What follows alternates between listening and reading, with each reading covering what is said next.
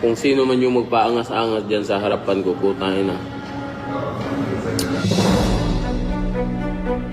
Ito na sa wakas mga kakwento, ang former 3 Division World Champion na si John Riel Casimero hindi nakapagtimpi pa at may mga matitinding mga revelasyon sa magirian sa pamamagitan nila ng ating kababayan na undefeated Pinoy prospect na si Carl James Wonderboy Martin.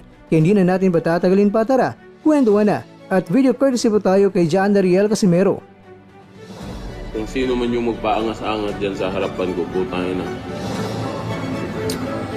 Dito sa division ko, ito lang masasabi ko sa division ko ngayon, walang makakatalo sa atin.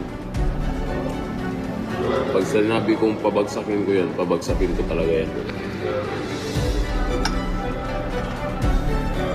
Tayo yung pinakamalakas sa division ngayon. Real talk yan.